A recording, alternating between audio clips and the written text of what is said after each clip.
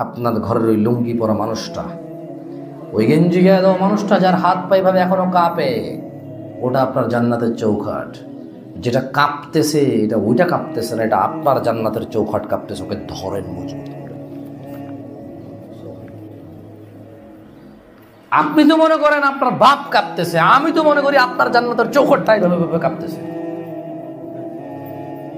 আপনি তো মনে করেন ধুর আব্বা আপনি কিছু বোঝেন না, আমি তো দেখছি যে আপনি জান্নাতের দরজা খুলছেন, ধুর জান্নাতের চৌখাট তোমার দিয়ে যাওয়া লাগবে না আমার।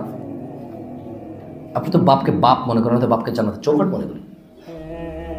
যার লাগবে সে টিকাবে। এটা কাঠের মধ্যে আলকাত্রা, এখন আবার পোড়া মোবিল সব উন্নত হয়েছে না।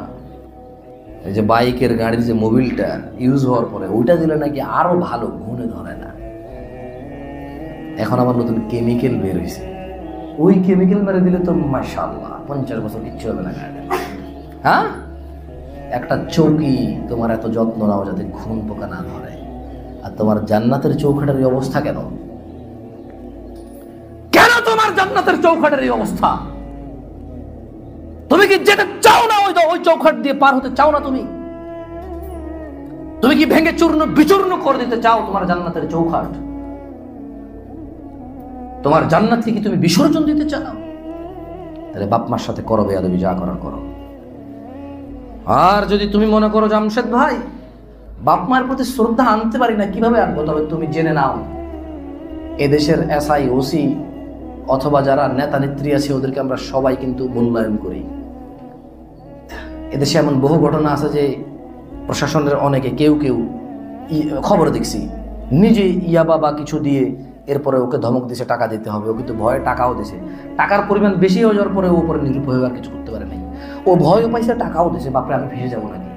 আর তোমার বাপকে এরকম মনে করো না একবার, তুমি যা খুশি তা করুক না, তুমি একবার মনে করো বাপরে কিছু বলে আমার জান্নাত নাই।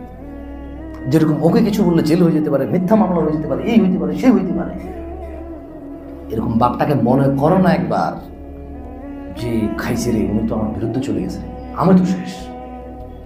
বাপে যদি থাপড়ায়, গালি দেয়, লাইট দেয়, উষ্টায়, যার থেকে টাকা নিয়ে নেয়, বউর সাথে প্যান প্যান ঘ্যান ঘ্যান করে বংবাং যা খুশি, বাপ এখনো নিজেই ঠিক নাই। বাপে না দরকার নাই তো তুমি চিন্তা করবা, কথায় একবার বলার আগে 10 বার চিন্তা করবা যে কিছু বলবো যদি আমি ফেসে যাই, যদি আমার জান্নাত না থাকে।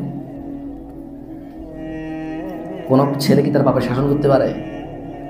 আচ্ছা দিন ধর্ম বাদ দিলাম, বাংলাদেশে কোনো ল আছে পোলা বাপের বিচার করবে? পারবে?